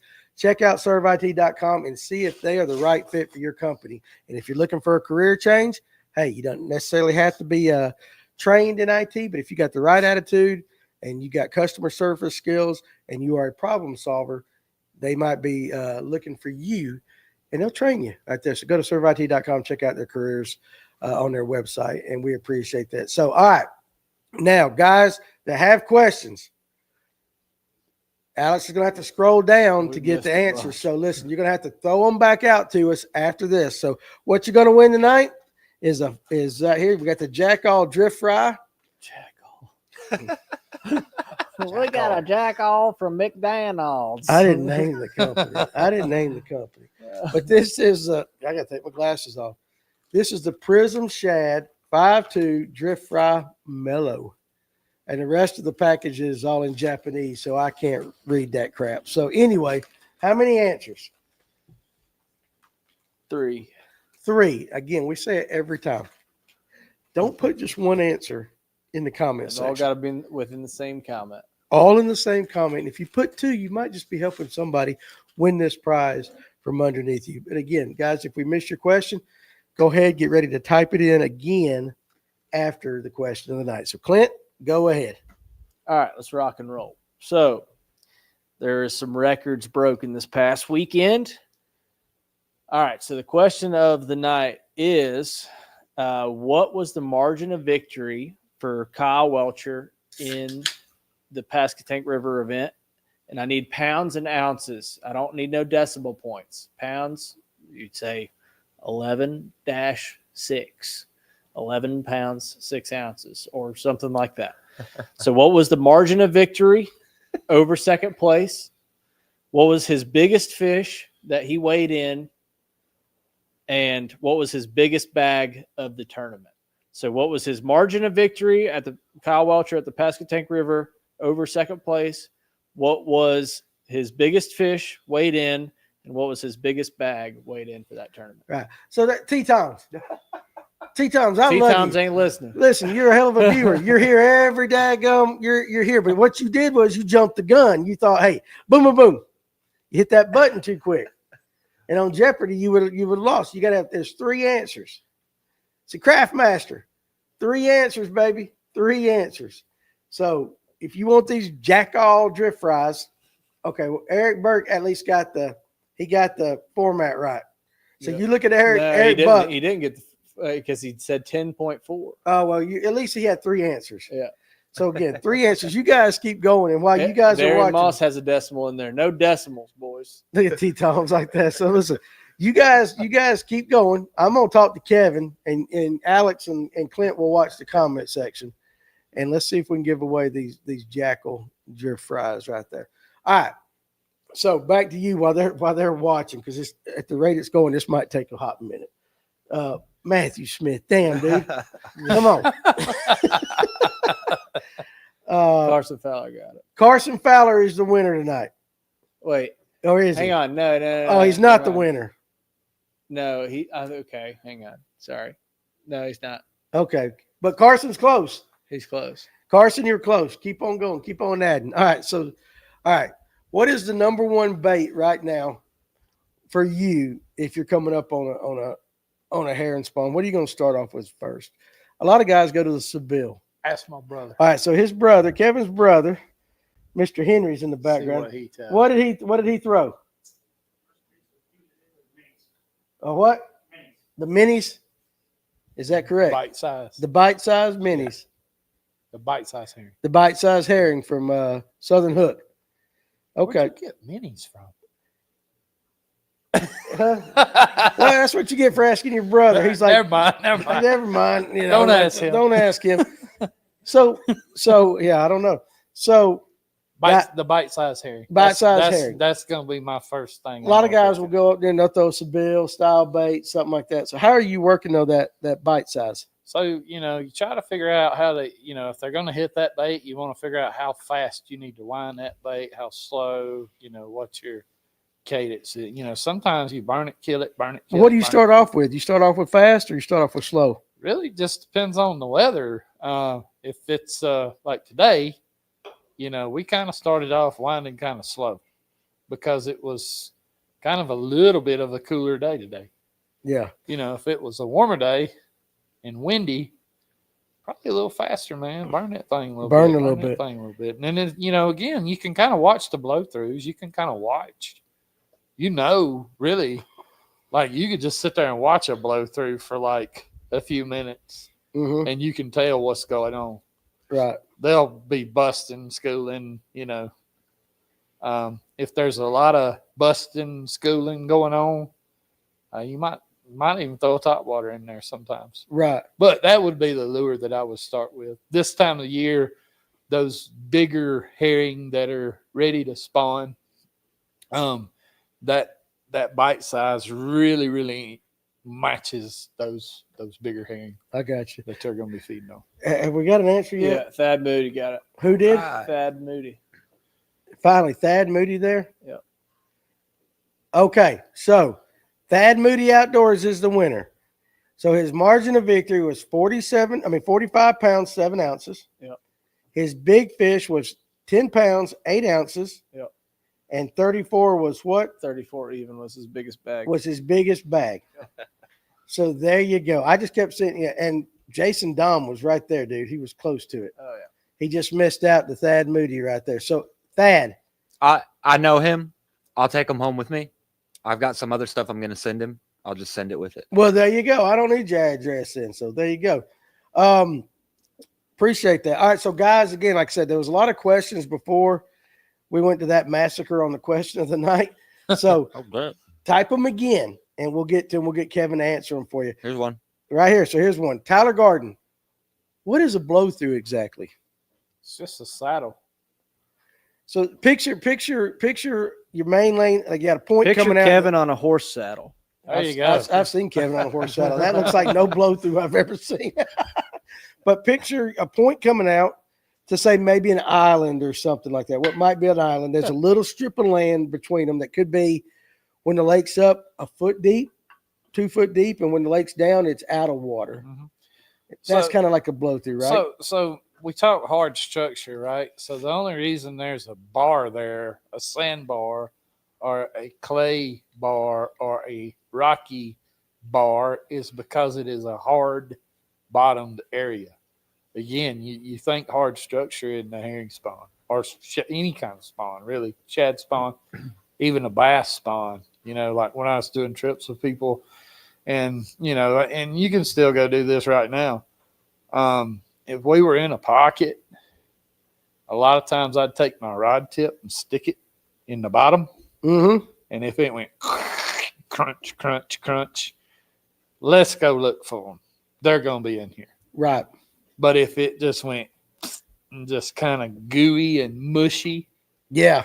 You know, Silt. come on, don't even worry about that pocket. Yeah, Let's they're go. not gonna mess with They that. ain't gonna mess with it. And that's bass. That's for bass. That's for spawning bass. And dude, I had a couple of trips where I did that. I pulled in a pocket, stuck it in there. The guy wanted to challenge that. And I said, unless there is a place in here Right. that is cleaned off and not silted in, They're not gonna be there. they're not here, dude. Yeah. They're not here. They want a hard bottomed area like the sandy type stuff on Lanier. Lanier, your beds are always a yellow spot too. Mm-hmm. You're looking for a yellow spot. Some lakes you go to, you're looking for a black spot. So Lanier, you're looking for a yellow spot. So that you're looking for that crunch sand stuff on Lanier. That's what you're looking for. Do on a herring spawn, is it mostly spotted bass that we're targeting, or do the largemouth get in there as well? Both. Both of them do get in there as well. Of course, it depends on your time frame for these fish. You know, every year I always see largemouths on beds before the spot. Like the majority of the spots you're going to be catching are going to be pre-spawn when you start seeing post-spawn largemouths. Like really? That's usually the way I see it, dude. Well, I've heard spots start spawning first for years and years. Dude, the first ones I see on bed that I can say that fish is on a bed right there has always been a largemouth, year after year after year, dude. And I hear a lot of people say it. Spots start before the largemouth do. I have never seen it. And again, this whole fishing thing, everything's an interpretation. Mm-hmm. So, you know. Well, I was going to ask you that, but yeah. I forgot because you said you caught post-spawn fish, but hell, they were largemouth. Yep. So I was hoping you would say you had a mixed bag, but then I remembered. Just slap me. I had a mixed bag with striper. You ain't gonna let that go, are you? Dude, them stripers. He just sold up. But the reason that I'm saying this, Mm-hmm. you know, and here's what could make the herring spawn better or worse. Let's say, you know, the weather trends set the year up for fish to be more post spawn, and then the herring spawn starts. Well, it's not going to be that great of a bite because you're going to be catching skinny fish. You're going to be catching post-spawn funky fish that don't want to feed. They're tough to catch. They're in that little recovery blah mode. Ideally, I think that what you would want to happen is that before the big wave of spots start to spawn, you get some herring spawn started, and then you get some of these pre-spawn spots involved with feeding up on a herring spawn before they go to spawn. Yeah, I got what you're saying. That's where you're going to catch. That's the perfect scenario. You're going to catch some big old fat spots in that scenario. But I mean, you could have a year to where it just, the spots are on bed at the same time the herring spawn's going on, and it's just like, man, the herring spawn's happening, and dude, it just don't seem like there's very many fish up here because they're all over here doing something else. They're busy. So, you know, different. Every year is a little bit different in that way. And, you know, right now I can tell you this. I think the majority of the largemouth right now are either on bed, have been on bed. Some of them are already kind of post-spawn. But I think the majority of the largemouth are involved with doing their spawning deal. Right. More numbers than you're going to find involved with the herring spawn right now. Okay, that makes sense. So the spots, that's your target right now on the herring spawn. Okay, that makes sense. But I wouldn't be surprised if you didn't catch a big largemouth. Yeah, because there's always outliers and everything. I just don't think you're going to go out there and, hey, look, we built this big pattern around these pre-spawn largemouths, and we caught 15 of them in one day. I don't think that's going to happen, dude. That makes sense. I'm curious. You're going to catch an anomaly. Anomaly, that's right, the outlier. So with you, because you fish Lanier and you fish herring lakes a lot. Yep. you heard what he would throw at him. You going out first thing. What are you going to target a herring spawn first thing in the morning with? Because I like seeing the differences. So I've got a lot of confidence in Cast OG, but then also gained some confidence in a big scrounger. I like throwing the big scrounger, mate. I like a scrounger with the new Cast 7.2, so that's been cool. But other than Cast, I mean, I've been catching them on an OSP jerkbait, up shallow. Been catching them on. What else have I been? Have you been targeting the herring spawn places that you for would the past normally? few weeks? Like you said, I mean, it's been going on. So it's just like finding that stuff going on these lakes around here is kind of what I've been after. And a Nico rig. Nico rig's a sneaker that I'm glad you said that because somebody asked earlier, "Do you throw a Nico rig?" And I missed that question. I saw it in my eyes, but I forgot. I can show people 100 different ways to throw a Nico rig. So you do throw it? Yeah, yeah. You do probably somebody asked that has been out and knows. Did he throw a Nico with you when y'all were out? Mm-hmm. Alex is shaking yes. Mm-hmm. Yeah, shaking. I figured you did. You dude, you can take that thing and do anything. You can win the classic with it. I ain't talking about what you can win. I'm talking about what you can imitate. Oh yeah, for sure. With a Nico rig. With a Nico rig, dude. You can. I mean, there's things out there now that you can put anything on a Nico rig, dude. Oh, I got you. You can put flat baits, wide baits, flat, long baits, whatever, dude. You can do whatever with those things, man. Yeah, that makes sense. You can put minnow imitations on there. But I think when people are thinking Nico, they're thinking like a bluegill imitations on there. I mean, dude, there's so much you can do with it. So whoever asked that question, the answer is yes. He does. He does. Yeah, go up above Eric Richards' question because I'm trying to. Okay, Darian Moss is right there. If I miss your question, guys, I do apologize. Type it again because there's a lot of good ones coming in. Fishing a blow through, do you want the wind in your face or at your back? That's a good question. So, I guess like what we experienced today, it depends on how much wind. Let's say let's dude, it was about blowing. I don't know. Today. I bet you it was blowing 35 in our face. It was blowing out there today. I saw it outside the shop. Length of cast is a big deal sometimes, and I mean, I don't care. One of the like the lure he's talking about, the Cast OG. That's a good lure to sling into the wind. Yeah. Oh, for sure. When we're throwing glide baits and stuff like that into the wind, those baits catch a lot of wind. Yeah. So a lot of it depends on the bait that you're throwing, and a lot of it also, depends on how much wind. If it's not much wind, I'll put the nose of my boat into the wind and keep the fish and the bait in front of my boat. Okay. That way I'm not kicking the boat around.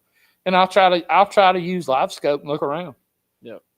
If the wind is blowing like it was today, dude, we just position the boat, make a long cast into the wind, as long of a cast as you can make, and work the bait. Just don't even worry about live scope.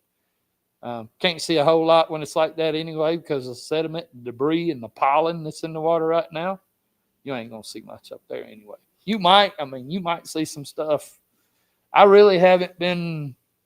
I call it scope-a-doping around. I ain't really been scope-a-doping around a whole lot.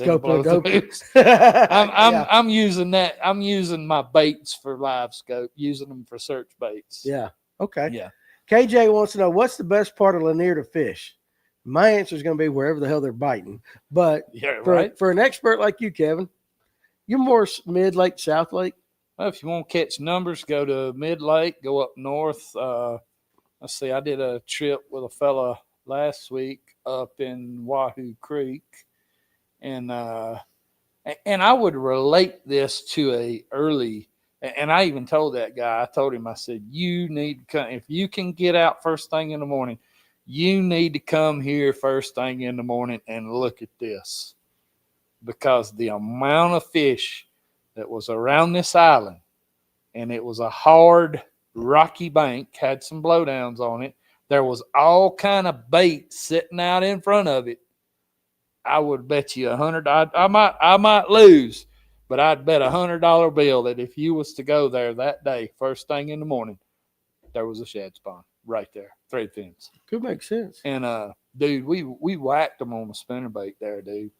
whacked them on the spinnerbait. And that was up north. That was way up north. That was up in Wahoo. Are you going small blades or big blades on a spinnerbait right now? Good question. So depends on what I'm throwing at. I'm one of those guys. I like to modify the blade, so I'll take he tinkers. I'll take He tinkers. the blades off of a real heavy spinnerbait and put them on I'll take blades off of like a 5/8 spinnerbait and put them on a 1/2 ounce spinnerbait. Gotcha. Yeah. Don't that make it ride high though? Yeah, it'll make it kind of flutter more and it'll kind of hang more. You can fish it a little slower versus if you take the blades off of the small spinnerbait and put them on the bigger, heavier spinnerbait. Now you're burning it. Yeah. Now you're burning it. So yeah, I mess with stuff like that. But like blade size, does it matter? But you just like to naturally tinker. Well, I like to make a bait do what I'm trying to get it to do. That's what I'm saying. Like for example, all right, down at Oconee, we know they live in the dirt down there. They're up there really, really shallow. So knowing that I'm going to go down there and fish, and I want my spinnerbait to stay in that strike zone longer, I took those bigger blades and put them on a lighter spinnerbait so that thing would kind of hang more. I got you. And I could fish it slower and keep it in front of them longer. Yeah. Yeah. That's a good tip. Yeah. Go up to, let's see, Jess, let's see, okay. Right. Eric, is that the next question? Eric Buck, appreciate you joining us tonight. Would you fish for schooling fish on a herring lake in a big bass tournament? Now, this time of year, I guess you could say, when he says schooling, I'm going to assume he's talking about breaking top water and stuff. He says because you and I fished for kind of schooling fish, but it wasn't when we fished a tournament together. But it was like they were deep. You were looking for schools out there roaming around, eating right? So a big bass tournament right now, like one, I know some people are against it. If I was fishing to catch one big bass right now, I'd go look for a largemouth on bed. Yeah, for sure. Yeah, if I was fishing one, so for a big bass tournament, like for the biggest fish is going to win the deal, I'd go look for a big bedfish, man. Oh, I got what you're saying. Like if it is a big bass, as in the number one bass, bass takes you're the trying prize. to catch one. Yeah. And then that makes sense. That makes sense. Right now. now. Like right this minute. Yeah. That's what I would do. And Eric, if that's not what your question was meaning, because I think I get it. I'm taking it the same way you're talking about. A big bass as opposed to like 500 boats. Yeah. Big bass. So that's what I was taking it as. Nathan Owens. I already know the answer to this question. Well, there's only one. There's only one. Nathan Owens wants to know what's a good underspin brand and trailer setup. It's going to be a spot choker. It's going to be 3/8. And what's your trailer? I always put one of my little flutes on there. Of course, I ain't got He time pours to his pour own. them. I don't have time to pour them for everybody. I'm No, sorry, he doesn't. folks. He does. A lot of people have asked me, does Kevin pour? And I'm like, when he gets bored, he might pour some, but he ain't a high production facility. Broken in the shop and we run out of stuff to do. Yeah, we'll pour some baits. Yeah, but that's other than that, you're gonna have to buy them. That's about. And I don't build rods anymore either. I don't. Do you not? Nope. Oh man, I need to change my tailgate cover. Okay, I got you. Jessica Keller, appreciate you joining us tonight. I know her. I know Jessica. When you see one rocket off after your swim bait, do you maintain the pace of retrieval, kill it, or burn it faster? And I think I know the answer to this too. So when we say rocket off, is like if you see one come up, swirl behind it, or chasing it, but or not, Well, if they're actively chasing it, like in the moment they're in hot pursuit. Yes. You ever watch Dukes of Hazzard? Hot pursuit. He's in hot pursuit of your bait. Yeah, you want to keep that fish interested. So, yeah, you want to burn it. See, Kevin says something to me that makes as much sense as anything I've ever heard on the lake when we were fishing. He said a heron doesn't slow down to get eaten. They're trying to escape. And that's what you were teaching me that day. Somebody come in here trying to take your life. You ain't got no way to defend yourself. Where are you going? I'm going to run like hell. You're going to run forever till you have a heart attack. Yeah. And that honestly, when you're thinking heron, that makes, and heron are fast by nature anyway, but that makes sense. So you would burn it. Yep. Yeah. So that I knew that was probably going to be the answer. If I saw now like what they were doing today, they were rocketing away from our baits. So you see one come up and fade away, maybe pick something else up and throw in there. Weightless wacky. There you go. What do you do, Clint, during that? Like, Cass makes the Prodigy and the Echoes that you like to fish. Now, if you see them taking off after, what do you do? So it kind of depends on the presentation. So on a swim bait, I'll almost never kill it to the bottom. I'll always like burn it away. But on a minnow, I have been playing around with like if I see them tracking it and they're tracking it like real far away, like you're looking on the screen and that fish is 5 foot under the minnow, then, and I see him like just fading and just kind of doing this like up under it, and I'm just twitching it up and he's like not really doing anything, then I'll drop it and pendulum like a crappie jig almost. And all of a sudden you'll see him close that gap and you just keep it like you're not even shaking it anymore. You're just letting it sit there, and then you'll just slowly be reeling it just slowly away, and he'll just. So that's more like with your Echo. Yeah. Like not a paddle tail, but like with a straight tail minnow. But with the paddle tail, almost always burn it. Burn it. Okay. Yeah. Good answers, guys. So Nathan Owens, what do you consider a big spot what do you consider a big spot is a bait fish school? Okay. Maybe in a bait fish school, 4 pounder. Okay. So let's say you're looking on your live scope and you see a big school of fish. And you see the blinkers, you see the bass in there. How can you tell if it's a big spot or not?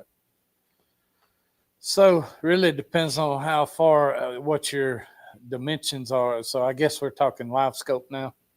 Well, we can, yeah. Sure.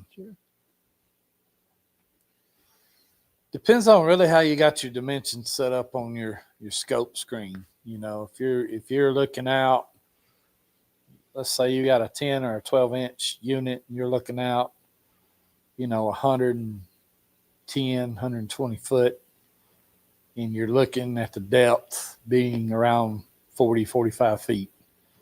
A 4-pound spot, you're clearly going to be able to make out a tail. And now we need to say this too. With those dimensions, and the right settings, out to about 90 foot, you're clearly going to see that fish's tail and clearly see his head when he turns as he's moving. Right. So you can kind of pick that fish out, versus a little 2-pound spot, right up under your transducer, 10 to 15 feet in front of the boat. Yeah, you'll probably clearly see his tail and make his head out. But, a really big spot at that point is, man, it's probably you're going to mistake him for a striper right up under your boat, that close. Right. But the ones that are out into that 70 to 90 foot, a 4-pound spot, you're clearly going to see his tail and his head when he turns. As you're tracking that fish, when he turns, you're clearly going to be able to differentiate the tail from the head. And if you ain't got your electronics set up, if that is, if that's what he's asking, as far as what would a big spot be, as far as weight goes, well, if you have 5 4-pounders, you got a 20-pound bag. So, and you might get a check involved. You might. That's always my goal, is to at least hit 5 4-pounders. Oh yeah. I try to. Oh yeah. But if your electronics are not set up, book a trip with Kevin, and he can get them set up for you, because they got to be set up right to do what he's talking about. Eric Richards, will sunny versus cloudy day make the shad spawn bite change on how long it will last during the day? So, like, will it last longer than sunny days? You said it was more so with the wind, kind of. I mean, you see it a lot. On a windy day, a lot of times it'll last longer.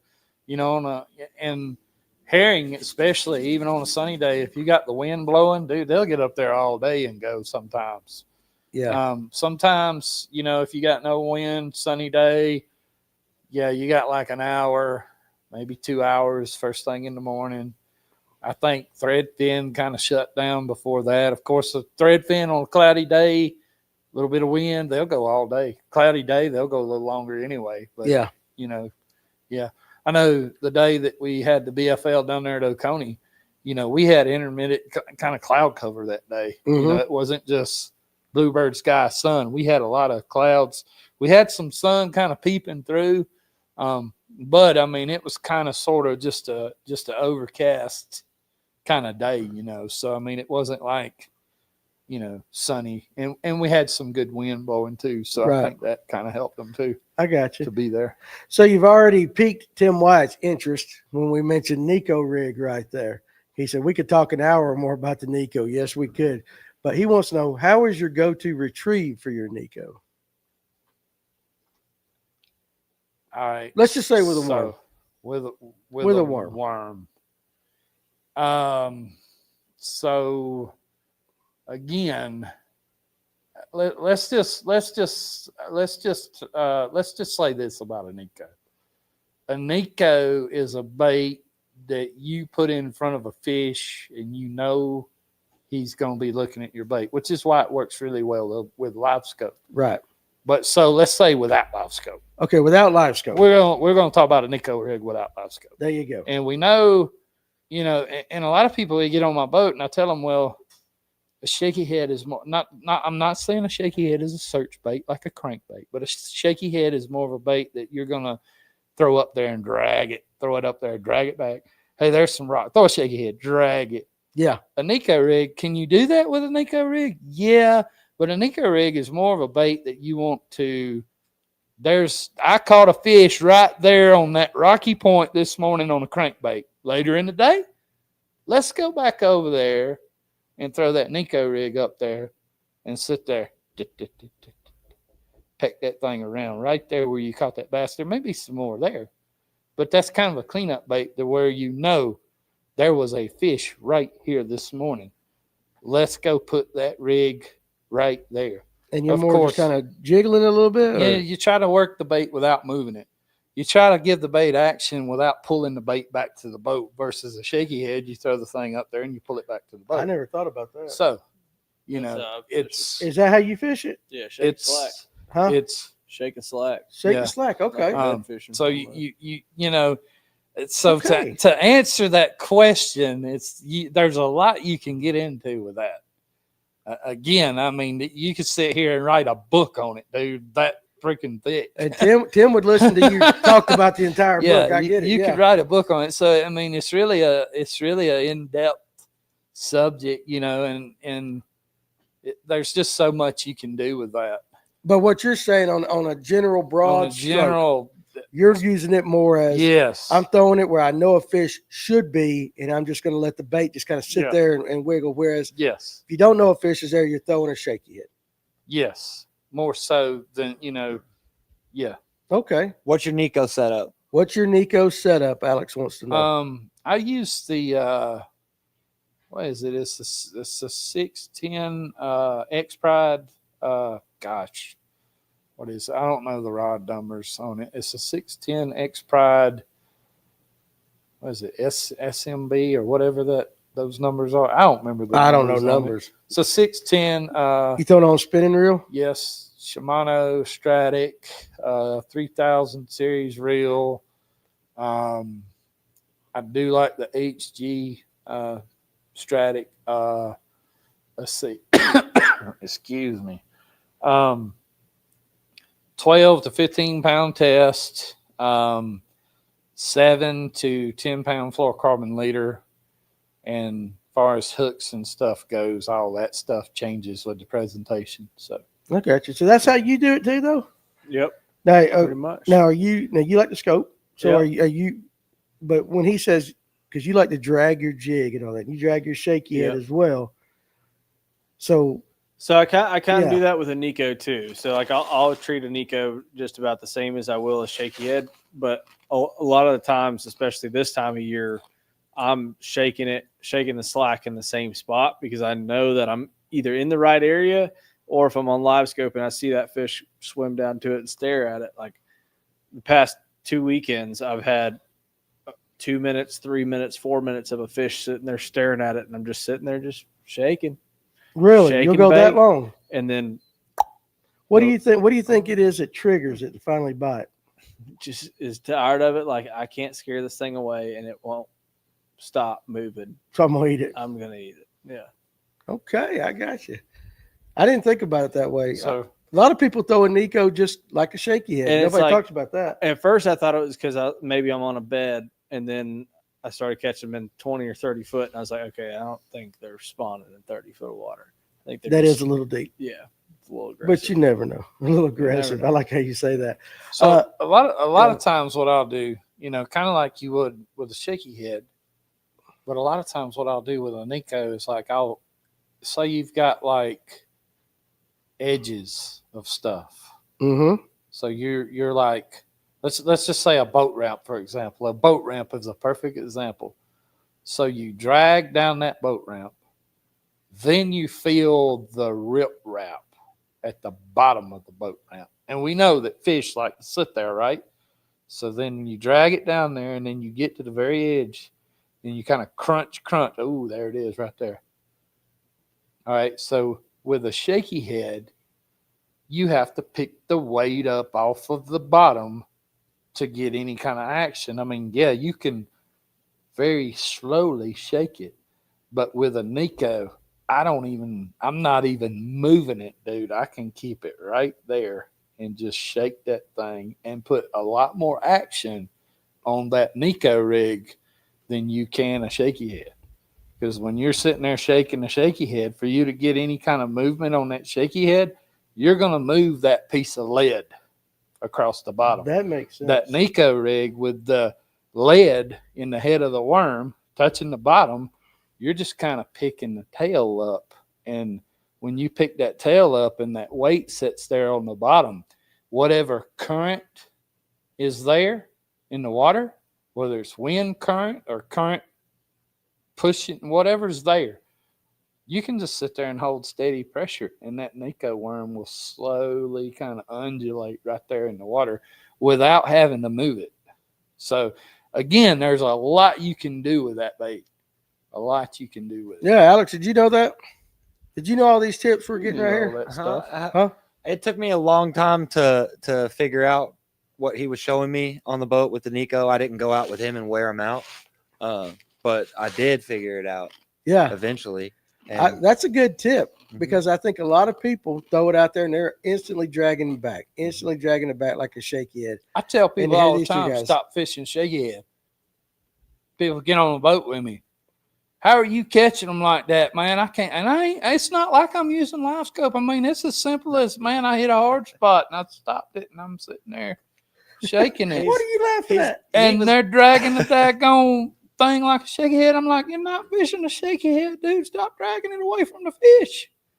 But I He think, was right there. but I think I'm guilty of that. You just drug it 5 feet from where he was at. yeah. stop he was fishing it coaching like a me shaky on the head. boat. Kevin was telling me what to do, fishing over his shoulder, Yeah. and hammers a 5-pounder. Ain't that something? Yeah. I never thought about that. How come you ain't never told me that, Clint? I blame you. Clint ain't giving you that juice, man. He don't Huh? want to tell you that. You'll be catching them, man. Yeah, well, hell, I don't fish against him. I ain't that good right there. You don't fish at all. I try to. I don't fish near enough. So Southeast Georgia kayak bass fishing. Does anyone dip their spinnerbait blades?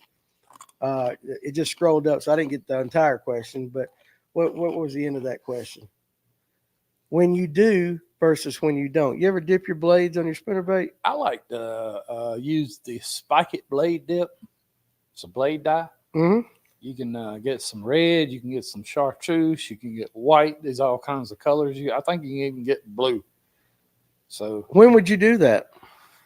Florida. What would you say? Florida. Florida. I mean, I do that on all my soft plastics in Florida. I do the blue dip and dye. The blue dip. Yeah. Okay. All right. There you go. I'll Just dip I like- the blade of but a it's- chatterbait. but it's a Florida thing. Yeah. For the blue color Yeah. specifically you're talking about. Okay. I like dipping them white, and then about the time that paint starts to come off, you get these little dings on the blade. That's when it gets Yeah. good. It's like a Okay. smashed skull bone.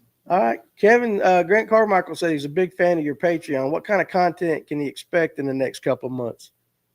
We're gonna try to get out there one day this week and do some herring spawn stuff. Some herring spawn stuff. Yeah, where we're actually running live. Yeah. People will get to see what we're doing. And then I guess eventually you're going to kind of transition into top water and then brush pile stuff as the summer comes. Yeah, I mean we're always going to do whatever's going on, whatever I feel like the best opportunity to catch fish on. Right. You know, of course, doing that live, dude, we're trying to take a 2-hour window and make things happen. You know, a lot of times trying to get something to happen in a 2-hour window is kind of tough sometimes. The fish, you know, we normally at some point in time throughout the day, like on a trip, we gonna run into some. But I mean, there's lag times, you know. Oh yeah, for there's sure. lag times. Like even in pro tournaments, you know, you watch these guys. Well, so and so is leading it, but they don't put the camera on him until something goes down. Right. Yeah. And there's a lot of dead air time. Yeah. You know, but that's tough because you know, you're doing it live. While we're out there doing this live stuff, though, and you know, I try to fill up the dead air time, talking to people, answering people's questions. Yeah. You know, explaining what I'm doing, why I'm doing it. You know, and That's right. You know, and usually we do. You know, we catch some fish. We've had on the lives since I've been doing them. I think we've had 2 or 3 5+ pound fish get caught right there on the lives. Heck yeah! So that was that's pretty cool. But it is tough. It is tough when you're doing something live because you know it is harder. There's a variable that I have no control over. Yeah, absolutely. I mean, you know, we do you know, we do try to make the best, you know, whatever is happening during that time. Alex, I try to do it at different times too. You know, where later in the day, you know, you might be doing a certain thing versus in the morning you're doing something completely different. Right. You know, fish movements throughout the day. Yeah. I got you. Do you feel like the pressure's on when you're live? Or Dude, just treat it like any other moment? Just try to treat it like any other moment. That's about all you can do. That's it, man. That's all you can do. It's like that last live I did one where I was up, I think I was up across from Little Hall and went into a pocket. You know, I was talking about staging fish and, you know, fish using the pot. And there was a boat sitting in there where I really wanted to go. So I'm like, well, all right, well, I'm going to fish these docks out here. These are staging docks, and skip my little Nico worm up underneath that dock, and it quit falling. I set the hook, big old freaking largemouth, think, just breaks it off, dude. Could not get nothing on her. It happens. But yeah, I mean, it happens right there on the live. Everybody gets to watch. See, I stuff. think when you do that, you break off or you throw in a tree like I would. I think that makes it more real, because that's real fishing. You're gonna win some, you're gonna lose some right there. So that's what I like about live stuff. Yeah. T-Toms, how do you right there at the top? How do you find where the bass are when fishing from a wide open bank with no visible structure? So he's bank fishing. No visible structure. I mean, my guess first is going to be look for rocks or a point or something. But let's say you don't have none of that. Well, everybody's got cell phones. You got Google Maps. I would, you know, if you don't have nothing, I would start with that, and I would try to fish areas that I could reach. I would use Google Maps to look and try to zero in on. You know, points and places that you can reach from the bank. Right. Which, you know, I'm not a bank fisherman. I don't, you know. That's kind of a tough question. Before. But, yeah, that's, you know, like I said, use what resources you have. Try to get on, like, Google Maps. And, you know, of course, you can download you know, like the Lake Master on your phone, you know, Navionics. Did you leave some money on that toilet? Hey, that shit ain't free around here. Just make sure he flushed. I didn't hear it. I don't know. I didn't hear it. But yeah, I mean, you know, right now for sure is probably one of the best times to catch fish from the bank because they're going to be because they're shallow. going to be up there. But I They're would gonna say be if you up can there. find hard, like you were saying, Yeah. if you Try can to- find hard structure or Yeah. hard bottom on that bank, Yeah. as opposed to like if you know it's all silt, Yeah. then you ain't gonna probably catch as many. Darren Moss wants to know on a slick day, once they stop schooling on the herring, what are you going to? Dude, I will run that stuff all day. I will too. I will run it all day. You know, early in the morning, you're going to catch a bunch of fish. You're going to be catching numbers. But later in the day, man, That's you when you know, catch once the that bite kind of dies off, you know, you'll still have some fish that will linger around that stuff. And I'm usually just trying to hit that one big one, you know. Yeah. Usually, you know, we've done caught so many fish first thing in the morning, and then as the day rolls on, you know, and specifically speaking about the herring spawn, shad spawn, you know, they're still gonna be around those areas. Y'all like my cat analogy, right? Where you feed the cat on the back step, he shows up at the back step every day. Yeah. You quit feeding him. Fish are the same way. He's eating over there on the back step, being the hard structure. Yeah. The old front comes so he's through, not- decides not to feed him. He's still there. He's going to be there somewhere. So Yeah. like Clint, you like to throw, and I'll talk long enough so you can get your drink in right there. But like you like throwing that cast, you're talking about throwing that cast OG and stuff like that. And you said, Kevin said he would run it all day. And you was like, yes, absolutely. Mhm. When you start off with a top water like that on the shad spawn, you catch a bunch. Are you sticking with the top water? Like what he's saying when they move off and just different areas? Or are you going to change up a little bit? Definitely. It depends on where the fish are set up. So like on that practice day, they were all sitting up high, and on Saturday they were all sitting down low. So it's like you got to change it up on some of that stuff. Or maybe, I mean, a lot of areas like I was throwing a chatterbait or something like that, or a spinnerbait, in those areas that I think it might be a little bit lower and a little bit harder to get them to bite topwater, because it wasn't an easy topwater bite. It wasn't a herring spawn topwater bite. This past Saturday. Yes, Yeah. correct. It was one of those where I was in the right spots for the bigger ones that were pulling up, but it wasn't full blown herring spawn to where they're actually like munching them. I think they were just casually up there on the back porch, and I was getting lucky because I was slow jerking a big topwater. Okay, that makes sense right there. Let's see. Adam W. Fish, and he mentioned that earlier, but say it real quick for your Nico. The length of rod, the action. I'm using a 610. Right. It's an X Pride rod. I think it's the 610 SMB. It's super lightweight rod. One thing, you know, if you've got too heavy of a rod for dinko rig fishing, you're not going to feel what the bait is doing. You're going to feel the weight of the rod. You're not going to feel what your bait's doing. So you don't want like a real heavy rod for that. Do you go with like a medium? I mean, I would go like more medium light. Okay. But I'd also try to go carbon fiber, graphite. You know, not something that's going to be super heavy in your hand. Gotcha. You know, get a lighter rod. You're gonna spend some money on that setup. Right. How do you set Not cheap. Eric wants to know, how do you set the hook on a Nico? Well, you don't want to slack line them. You just want to kind of let the rod load and reel into them. More reeling as opposed to setting the hook. Huh? More reeling into it as opposed to setting. More reeling into them. Okay. Yeah. You're not like slack lining them. So our buddy Trent Palmer here goes, rumor has it Kevin only catches dinks. Hey. Yeah, we know that, don't All we? right. Megalodons and all that. So, and then Grant Carmichael talking about your Patreon. Even if you're not catching, the talk is helpful. So that's a good thing. I mean, and that's what they're there to learn and all that. So, looks like, have we finally caught up on all the comments? All right, then we're about an hour 50 in, so that's like perfect timing almost right there, guys. So I tell you what, pull up Kevin's banner again. Mm-hmm.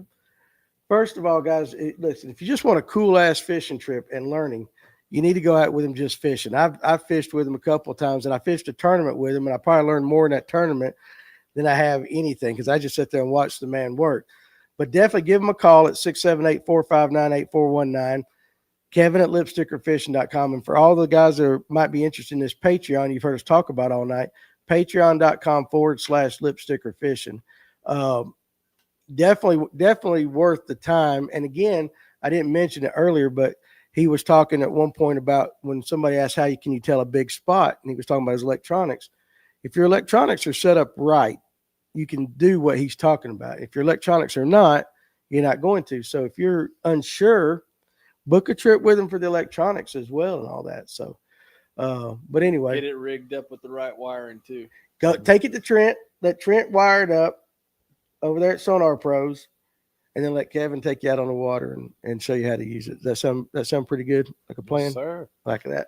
All right. So with that, I tell you what, guys, we're gonna call it a night. Kevin, I appreciate your time taking, out of your busy schedule, taking the time to come up here and hang with us. It's always Thanks for hanging out. always so much. Next time for Tim White, we'll have you on. We're just gonna do 2 hours on Nico. How about that?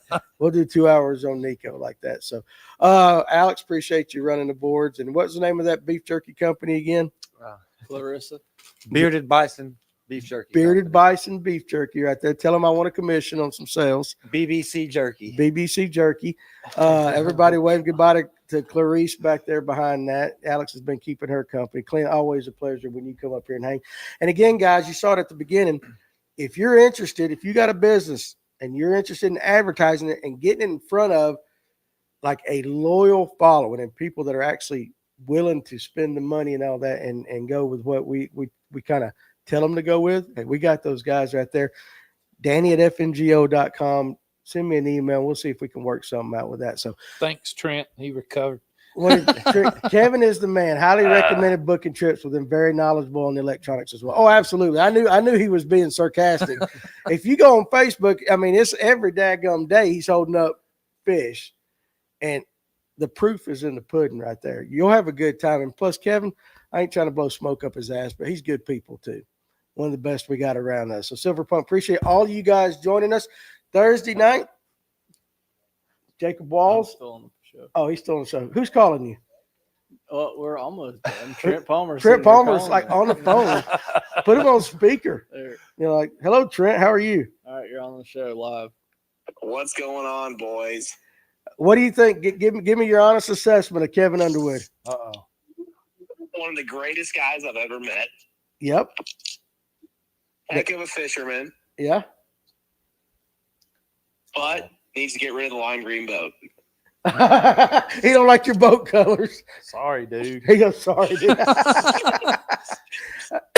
I'm joking. Don't you have lime green in your business? I had 4 lime green boats, so I can't talk. Oh, there you go. Well, Trent, Yeah, they're the best. It's literally in your logo. you know, You're fine. listen, that's high Yeah, praise. it's all So good. that's high praise from Appreciate Trent. it. He's not lying. He's one of the best people we know. Love him to death like a brother. But anyway, guys, Jacob Walls, He's the man. MLF angler will be on Thursday. This coming up Thursday, and Dave and the guys will be in. So we will be talking to him. You guys join us then. Enjoy the rest of your night and your Wednesday, and we'll see you on Thursday night.